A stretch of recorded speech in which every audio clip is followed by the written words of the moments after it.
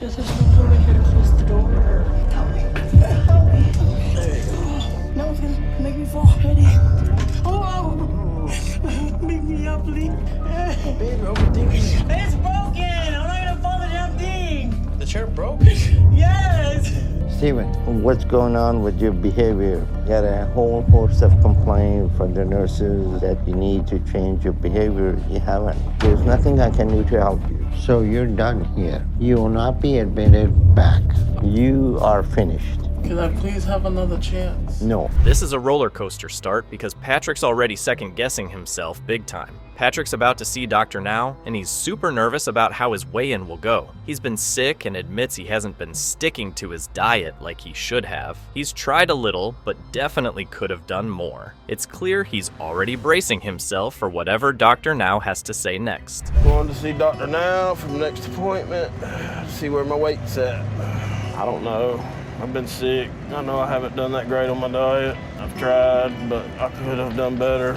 You can just feel the nerves here. Patrick is practically sweating over this weigh-in. He's not sure if he's lost enough weight and can't stop thinking about how he got sick and ended up lying in bed instead of doing what he needed for the program. He's feeling the pressure and doesn't know what to expect when he steps on the scale. There's a whole lot of suspense as he gears up for his big weigh-in moment. Here we are back in Houston for my next follow-up with Dr. Now, and we're gonna see how much weight I've lost. I'm a little worried because I got sick after camping, and I've been sick pretty much the whole month.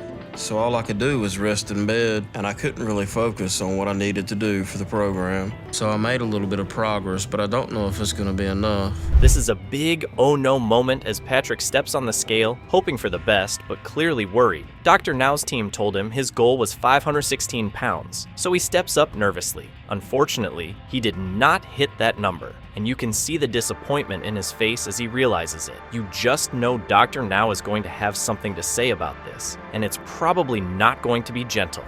Hi, how are you? At my last appointment, I was down to 616, and Dr. Now told me to lose another 100 pounds over the last 2 months. Step up on the scale. So that would put me at 516. Watching Patrick's face here is just priceless. He knows he's in for it after seeing his weight. He's frustrated and can already imagine how Dr. Now's going to react, knowing this is not the progress anyone was hoping for. He's realizing just how tough the program is and how hard it's been to stick to it, but he's not quite ready for the very real talk Dr. Now is about to deliver. That's no good. We're gonna be going to room 5. All right. Good Lord, that's not okay. What the heck happened with that? There's only one way this is gonna go with Dr. Now at this point, and it's not the way you daydream about. It's almost hard to believe this conversation as Dr. Now starts questioning what went wrong. Dr. Now walks in and jumps right to it, talking about Patrick's weight gain and the whole strain of traveling with his health. Patrick mentions being sick, but Dr. Now's not buying it, saying most people actually lose weight when they're ill, not gain it. This moment is all about excuses meeting a very skeptical Dr. Now. Hello, how y'all doing? Fine, you? I'm good, thank you. All right, good to see you all again. How was your trip down here? It was all right. Long drive, but it was good. How many hours did you have to drive?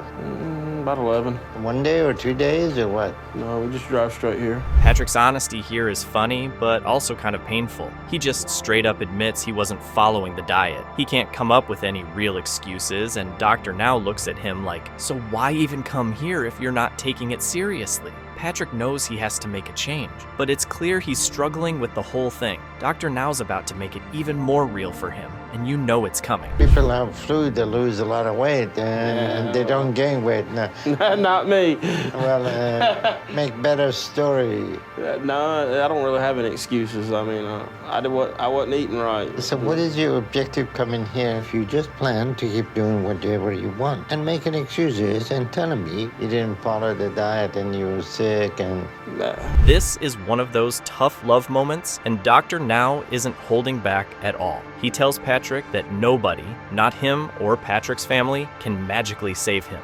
This is something Patrick has to do himself. Dr. Now points out that ignoring the diet for so long has only hurt Patrick's progress, and he's starting to lose patience. Patrick tries to promise he'll do better, but Dr. Now's heard it all before, and you can tell he's not convinced yet. I just have to get off my own butt and do it. If you were coming here and you're clearly, taking this seriously and think this is a joke, but there is no magic to save you. It's not going to be me that saves you. It's not going to be your wife or your daughter. Our magic is you, and follow the instructions that we gave you. You don't want to follow those, and you want me to make you lose weight. This part is so intense you can practically feel the tension through the screen. Dr. Now brings up Patrick's worsening health issues, like chest pain and heart strain, and Patrick admits to feeling it every day.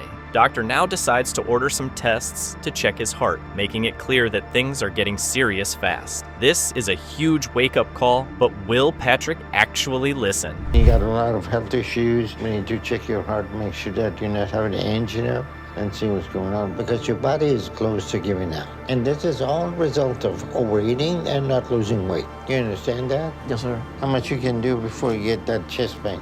It don't always just come up when I'm doing something. It may come up just out of the blue. This moment is wild as Dr. Now goes in on Patrick's lack of effort, calling it out with zero sugarcoating. Dr. Now bluntly says he has no answers for Patrick if he refuses to follow instructions, and Patrick tries to explain himself but ends up sounding defensive. Dr. Now reminds him that these health risks are real, and they're all due to his choices, not anyone else's. Things are getting tense, and the next part is only going to turn up the heat. What you can do from this point on. But in the meantime, I don't have an answer for you. You have to figure that out. So we get the updated blood work on you, see how bad you're We don't need to do all that. You have no answers for it. Well, what? we have answers for you, but you're not following those.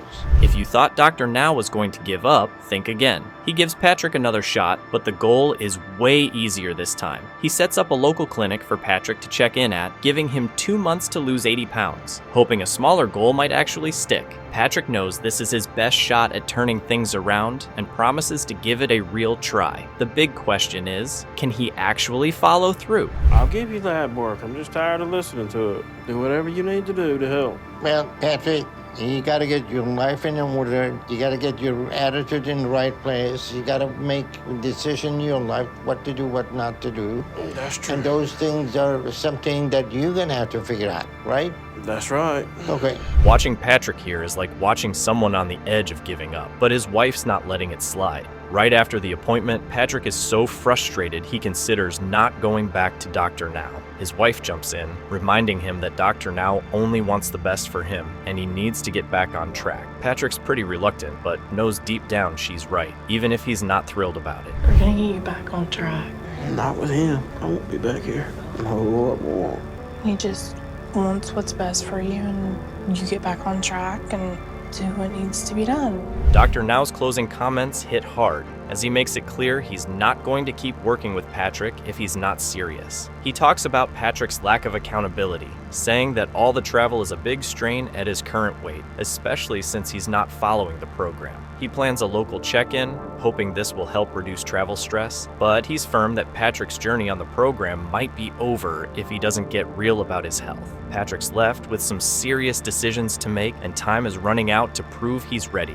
It is unfortunate that Patrick continued his pattern of making excuses instead of taking responsibility. And in the condition he is in, there is no point in him continuing to come down here and put all that strain on his body traveling if this is all he's gonna do.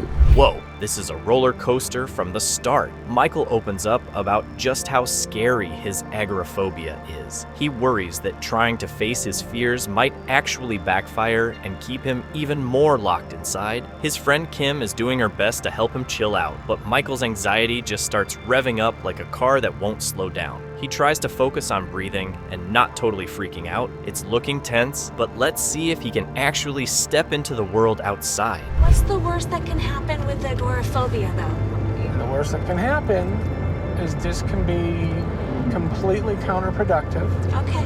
and actually push me farther away from wanting to leave the house at all. Do you think that's really a reality? Yeah, I do. I do.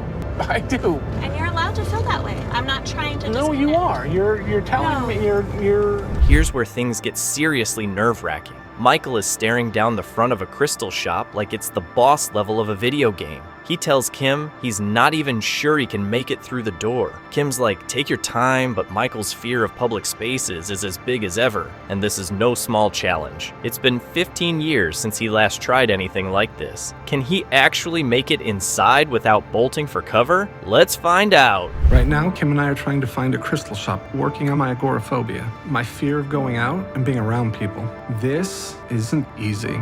And right now, I'm not even sure I'm going to be able to go through with it. You're not gonna believe this. Michael actually goes in, talks to the shopkeeper, and buys some crystals. For someone who hasn't been in public for ages, this is like winning a gold medal. Kim's beaming with pride, and Michael feels like he just climbed a mountain. It's a huge deal for him and his confidence, and he's starting to believe he might just pull this off. But now he's got the ultimate test coming up, facing Dr. Now. Quartz crystals were made in Conroe in the mid-70s. Really? They supplied the entire world for quartz crystal power for CB radios. It's right here? in Conroe. awesome. I built my shop from whatever I could scrounge as cheaply as possible. That sounds like familiar. What do you Can I leave say? these up here for you? Okay, those are the ones you want? Yeah. We'll unlock it for you, baby. Thank you. Thank you so much, sir. Thank you. Uh-oh, it's time for Michael's big weigh-in, and you can feel the nerves all around. Michael and Kim roll into Dr. Now's office, and he admits he's worried he didn't drop enough pounds. He needed an extra month to try to hit his target, but even that may not be enough. This meeting is like waiting for the test results on a pop quiz you forgot to study for. Let's see if Dr. Now gives him a thumbs up or a giant try again. Kim and I are back at Dr. Now's for my next appointment, and to find out if I made the progress I was supposed to make. But I am nervous. I've been struggling a lot, and that led me to take an extra month coming back here. Dr. Now gave me a 3-month goal, and I took 4 because it's gotten a lot harder to do this. Oof, talk about a letdown. Michael finds out he's not quite where he hoped to be. Dr. Now tells him he lost weight but didn't hit the target, leaving Michael feeling like he just missed out on winning the prize at the carnival. He's shed about 100 pounds, which is no small thing, but he was hoping to make a bigger dent. Now he's left wondering if he's gonna get the green light for surgery. But wait, Dr. Now isn't done yet and still has a few things to say. Okay, we got this, okay? Yeah. It's okay. Not much to say, other than I'm disappointed. Very disappointed because I didn't lose more. It's still loss, and that's good. Overall, that's about 100 pounds I've taken off my body. So maybe Dr. Now will see the total and even consider moving me ahead with the testing. Okay, time for a reality check. Dr. Now is ready to tackle the big issue, portion control. He reminds Michael that while he's made progress, he's still got work to do on cutting back the chow. Michael admits it's tough, but he's got to keep going if he wants to make surgery. Dr. Now sets another goal and tells him to pick up the pace. Now it's back to the drawing board as Michael heads home with a big goal and an even bigger plate of challenges. Good. Michael, so you took 4 months this time, but lost half of what you did the first time. So what's going on? I think it's just like you said, Dr. Now. You know, the more weight you lose, the harder it is to lose. Portion control is still a problem. I got lots of excuses, but it doesn't matter. Good. Well, it's understandable. That's getting harder for you over this amount of time. This moment is actually super sweet. Michael finally feels a bit of confidence creeping back in. He's proud of himself because he's managed to go out with Kim 5 more times without panicking, which is like winning the lottery for him. He's even got enough courage now to think about returning to something he loved ages ago, martial arts. This small boost of confidence is a big deal for him. And so, with a dash of bravery, he heads to the dojo to see if he still has what it takes. I've been feeling good about my recent progress and how well I'm doing. You know, I feel like I've been doing better over these last couple of months. Kim and I have gone out 5 more times to public places. That's huge, you know? So I'm making progress with my agoraphobia. And with that progress, I started to feel some of my confidence come back. But a little is just enough to make me think I can get back to something I love, you know? Now this is a blast from the past. Michael's back in the dojo after 20 years. He reconnects with his old instructor, who's as friendly as ever, and nervously tells him it's been ages since he trained. The instructor welcomes him back and promises to go easy, making Michael feel like he's found a piece of his old self. This first lesson is both exciting and terrifying as he steps onto the mat again. But here's the big question. Can he actually do this workout? How you doing? Good. And you're? Michael. Michael. Nice to meet you, Michael. Nice to meet you. Okay, you've had a little training before. Yes. That's terrific. Super. How long has it been since you trained? 20 years. 20 years. Okay. Well, believe it or not, still going to be some back in there. So let's go on the mat, and we'll get you going a little bit, and you're going to get to where you want to get. Here's where things get hardcore. Michael is sweating it out, trying to last a full minute doing martial arts drills. Every second feels like a marathon, but he's determined to stick it out and push through the exhaustion. He even finds himself weirdly energized by the effort, going at it for a few more seconds each time he tries. This is him fighting to get back his strength and focus, bit by bit. And just when he thinks he's got it, his instructor jumps in with even more motivation. This is hard. I'm exhausted, but I'm exhilarated by that exhaustion, and then it pushes me to go on for 5 or 10 more seconds. The final goal for me is getting to that minute right now, and I have to do it little by little. I take a break, I recenter myself, I gain my composure, I gain my breath, and I go back at it. It's all high fives and pep talks as Michael's instructor gives him some much needed encouragement. He tells Michael his technique is still on point and reminds him that martial arts is as much about the mind as it is about the body. Michael's feeling pumped and ready to take on whatever comes next. Thanks to this boost of confidence, it's all about those small victories keeping him on track. And with that boost, he's ready to go for the big drill, the 60-second showdown. In martial arts is that how you think is going to determine whether you're successful at whatever it is that you're doing. Physically now, to get to where you want to get, you have to do it in little pieces. When you're going to get started? How about some 15-second shots right now? All right, time to hold your breath. Michael's going all in on a 60-second drill, sweating buckets, but keeping his cool. He's fully focused, aiming for that 1-minute mark to prove he's got the strength and stamina. It's tough, but it's giving him a huge sense of accomplishment, reminding him that he's reclaiming control over his life, one punch at a time. The drill shows him he can handle the pressure, even if it's tough. And now, armed with confidence, he's about to step out of the dojo and take on the rest of his life. That's it. This has encouraged me and given me a fire to work even harder and to keep doing this, because martial arts Is a place where I find peace, I find balance, I find my center, and it's where I need to be. because martial arts is going to help me find myself again. I felt like a husk of a person for too long. This is one big mic drop moment. Michael leaves the dojo feeling like a brand new person. He's got tools, confidence, and a drive to keep going after facing his fears and pushing his limits. He's ready to tackle other parts of his life with the same grit and knows he's not backing down now. With only 2 months left until his next weigh-in, he's on a mission to hit his goal and make that surgery happen. If there was ever a time to root for Michael, it's now as he marches forward with a whole lot of heart. I have 2 more months to try to hit my goal and get surgery, and I intend to do it.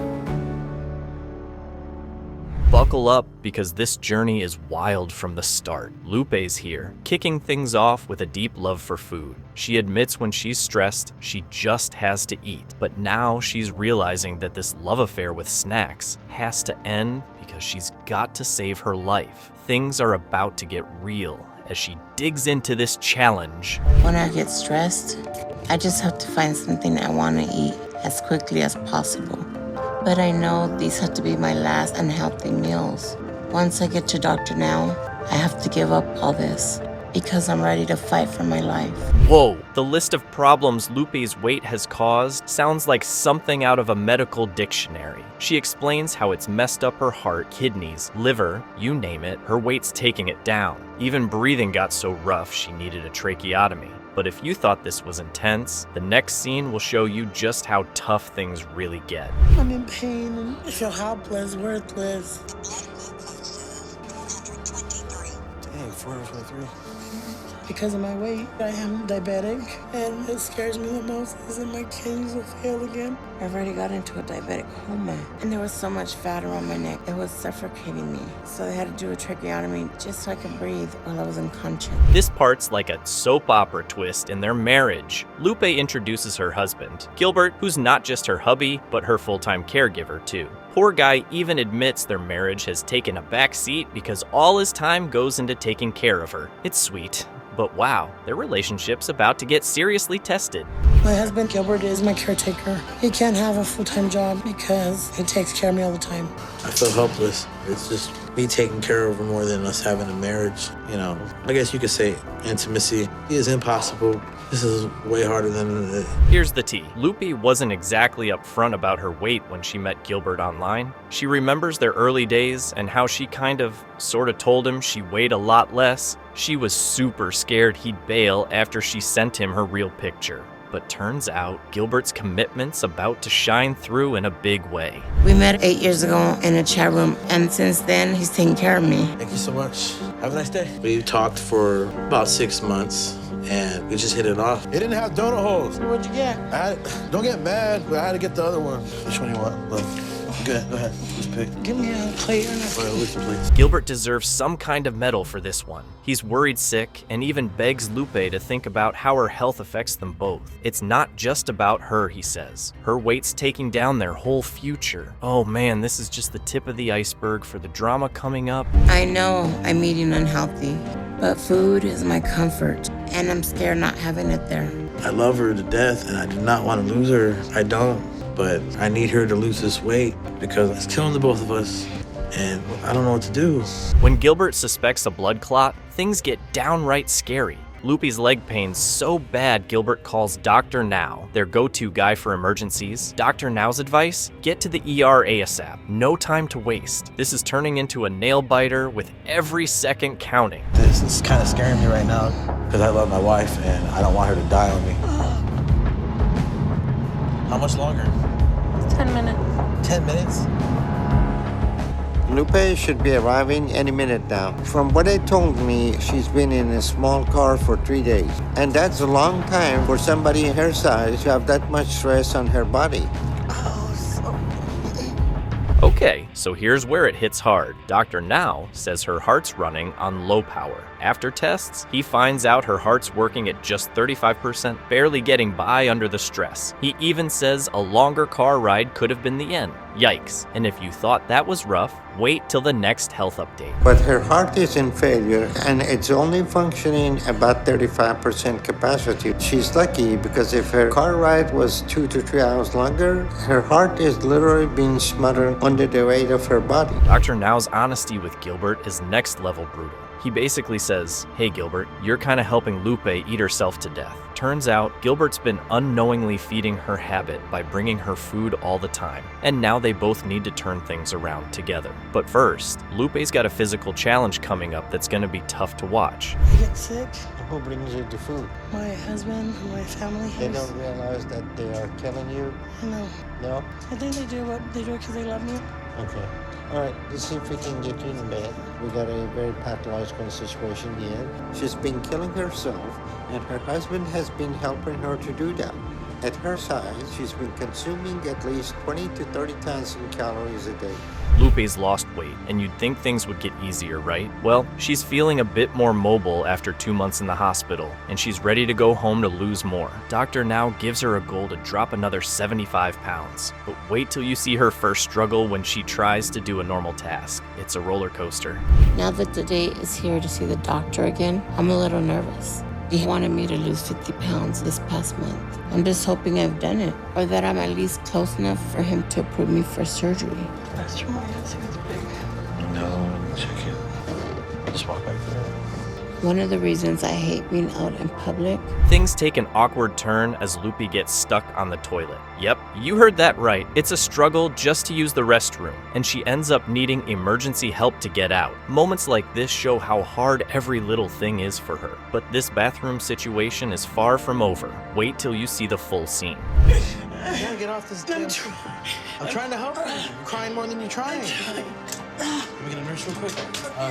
Can you give me a hand real quick? If you can help her push up. She needs to. Don't let me go, please. Would you just come on? Okay. 1, 2, 3. I can't do it. Are you serious? You won't believe this. An entire emergency crew shows up to help her out of the bathroom. Dr. Now says this kind of strain is super risky for her heart. Even something small could be too much. The team has to act fast because she's inches away from a big health crisis. Things are looking dicey, but more health updates are coming. Easily go to cardiac arrest, and there'll be nothing we can do about it. So they need to act fast. How's it going, ma'am? Did you fall down? She got stuck in the toilet. I don't want to fall and hurt myself. Okay, then we're gonna go ahead and get the fire truck out here, okay, and just to help us out. Just get me off the toilet. What we'll do is put someone on your back and get you up in an upright position. Oh, Need more slack? We're gonna try. oh, he got my legs. Dr. Now isn't pulling any punches with his warnings. This one's a big deal. He tells her to head back to the hospital and stay focused on her diet, or she might not make it through another emergency. Lupe is determined to keep going, even though it's scary and hard. But let's see if she can hold it together once she's home. Lupe got to the point that she won't tolerate any physical activity. She is less mobile now since last time I saw her, and took a whole team to get her up and put her in the wheelchair. But right now, I'm very worried about how much strain she just put on her body. How you feel? It just hurts. Lupe, I want you to go over to hospital to make sure that there is no major concern going on with your heart. Dr. Now has his doubts, and his concern over Lupe's progress is super real. He's worried that Gilbert's influence might make it hard for her to stick to her diet. It's a big moment where he tells her she needs to stay strong on her own to reach her goals. Pressure's on, and it's about to get more intense. Morning. How you feel today? Good. Lupe has been in the hospital for past 2 months on a controlled diet for the second time, and she's doing a lot better. I'm gonna get you up today and see how your weight doing. Okay. All right. Everybody else hands off of it. That's 128 pounds you lost now. Lupe's nerves about her progress are off the charts. She's scared she hasn't lost enough weight, and the thought of not making her goal has her stressing big time. She feels like the clock is ticking, and she needs to get in shape fast. That pressure is only about to grow as she gets closer to her next doctor's visit. Good job, Lovey. Loving it. Loving it, Lovey. And I feel like I'm racing a clock right now, and that my time is running so short. I just hope I make it. Good morning. How you all doing? How you feel today? Good. Lupe's so excited to get her surgery approval. She's practically doing a happy dance. She's worked so hard and feels like she's got a real shot at a new life now. This moment gives her a ton of hope, but the road to recovery is gonna be anything but smooth. This is the beginning right now. This gives me a lot of hope. I was like literally just barely hanging in there. I'm not gonna lie, but it just made things better. It's really great.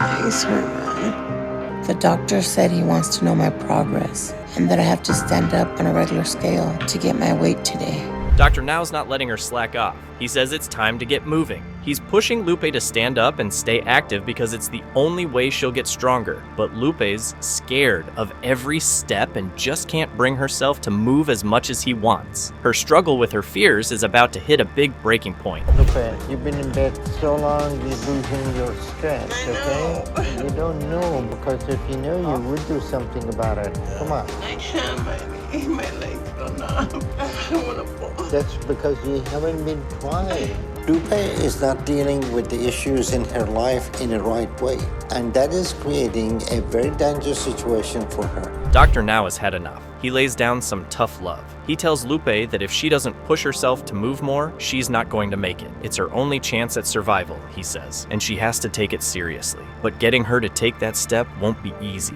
This is where it got you to be almost 600 pounds. This is what got you in the bed. You refuse to get out of this condition. You're playing with everybody around you. No, I'm not. I'm You want to come on. This is your life, and we're trying to help you. I know you are, and I'm very thankful for that, but I know your actions speak louder than what you say. Yeah, I know my legs is not feel. I've been in bed all these days. You know what you need to do. Seeing how hard it is for her to even try to stand is kind of mind-blowing. She's losing muscle fast, and Dr. Now says her health's on the line if she doesn't get up. She keeps trying her best though, sticking to a strict diet and aiming for more weight loss. But there's still so much further to go. Unfortunately, Lupe got to the point where she's physically losing the ability to stand. That hip joint needs to be probably replaced, and then she needed tendon to be worked out. But the fact that she's willing to try is a good sign. So we'll address this issue as you start losing some more weight, okay? And finally, some good news. Lupe hits a major milestone with her weight loss. She drops down to 360 pounds, and Dr. Now gives her a big thumbs up for the progress. But he reminds her this is only the start of her journey, and she has to keep going. The fight isn't over yet, but Lupe is determined to make it. We still have a lot of work to do with her, but she's a fighter at the end of the day. Proud of you, you lost all that weight. Thank you. But I want you to keep this up and every day try to stand up and do your exercise. Okay, keep it up and I will see you later, okay? Thank you, Dr. Now. All right. This is totally nuts right off the bat. Sarita straight up says she knows her eating is out of control and actually kind of dangerous. Sarita admits she's in a rough spot with overeating, but doesn't know if she wants to work hard to fix it or just find some magic solution. It's like she's stuck between, I want to be healthy and I want a genie. This is gonna be one rocky ride, and if you think this was intense, wait till you hear what she says next. Sarita clearly knows that she has a problem with her overeating, and it has reached a dangerous point. The question is whether or not she's willing to do all she needs to change that, or she's looking for a quick fix and a magical solution to fix it for her. All right, here's where things get real. Sarita confesses that she's actually afraid to sleep because she worries her weight could keep her from waking up. Talk about a nightmare. She says doctors have told her she's too big and the health risks freak her out. As if that wasn't enough to make you gasp, she drops another bomb about her physical pain in the next scene. I'm scared to sleep, if I could be honest about it. I'm scared that I'm not gonna wake up because of my weight. I done had some health scares and I got doctors tell me I'm too big. So, yeah. Can you go down there and help me? My weight, it scares me now.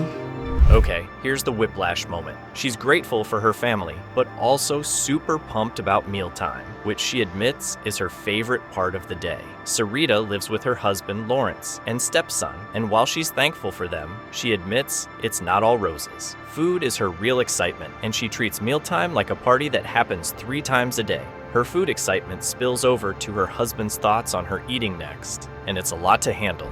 I live with the love of my life, my husband Lawrence, and my stepson. I'm thankful for my current living situation because not everybody got a roof over their head, but at the same time, it's challenging. But even though my life is miserable, I get an excitement when I know it's time to eat again. Here's Lawrence trying to be the voice of reason, but also kind of giving up. He says Sarita eats when she's stressed, sad, or just needs a boost. But then he admits he's an enabler. Basically, sometimes he tries to say no, but then he's like, whatever, here's your bacon sandwich. Lawrence's mixed feelings make the situation even crazier. And in comes Dr. Now next with his hard-hitting questions. Sometimes her mood better. If she's stressed out, she eats. If she's unhappy, she'll eat. I mean, I guess it's a coping mechanism for her. I'm hungry. You ready for breakfast? I am. What you need me to get? I want to do bacon, egg, and cheese sandwiches with some pizza rolls. Okay. You can go grab that and I get the stuff set up here. Meeting Dr. Now is like reality check time, and he is not messing around. Sarita explains she's come all the way to Houston for surgery, but Dr. Now just cuts to the chase. Her BMI is dangerous, and this isn't going to be easy. He asks what she's done to lose weight so far, and she lists her half-tries at dieting, but he's not impressed. If you thought he'd go easy on her, just wait till he calls out her husband in the next part. Need help with getting the weight off. Came for surgery. Trying to get that extra push support that I need to help with losing the weight. So you're 31 years old and you're just over 600, huh? Yes. So at your height, that puts your BMI over 100, which is very dangerous. So what you have done so far to get your weight down? Dr. Now zeroes in on Lawrence, and it's hilarious because he calls him an enabler right to his face. He's like, letting her eat just to keep the peace isn't helping, buddy. Lawrence awkwardly agrees, saying he doesn't want to argue with her. Dr. Now's advice doesn't get any softer from here, and Sarita's first progress report is going to be one heck of a wake-up call. Does anybody in the household encourage you to eat more? Yes, I have enablers, people that don't know how to tell me So no. who's your enabler? Well, my husband is one of my biggest enablers. So he doesn't want to argue with you to That's let exactly. you eat? Or, that's not being an enabler. That's That's an enabler. You're bullying him to feed you and you call that the enabler.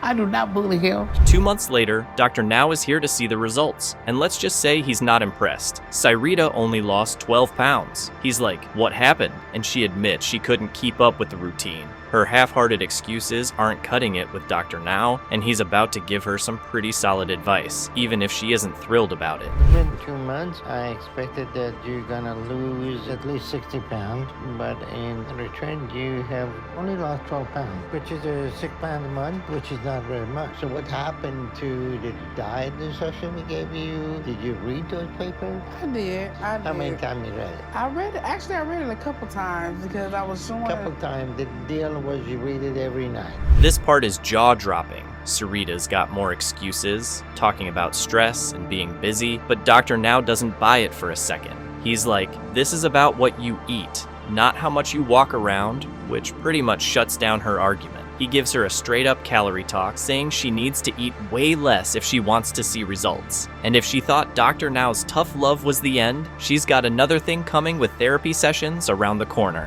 Why should I cut you out? Because I didn't meet my goal again this time. You're right about that. This is 4 months later, you could have lost another 200 pounds, but you gained. So why is that? Well, I had a lot going on back at home. I was still eating, as far as on the healthy wise, but it was just so much stuff going on at that time. So I wasn't being mobile. Here's where things take a hard turn. Sarita starts talking about her rough foster care experience, and it's honestly heartbreaking. She faced violence of all kinds, and she's carried this pain for years. You can really see why food became her comfort. The trauma she's held on to is huge, and her therapist is about to have her try a new way to let go of these painful memories.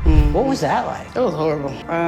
The typical stories of foster care, the typical horrific things you normally hear about foster care. That's the typical, that's what happened. I feel bad because we're jumping right into it, but it sounds like you were abused. Yeah.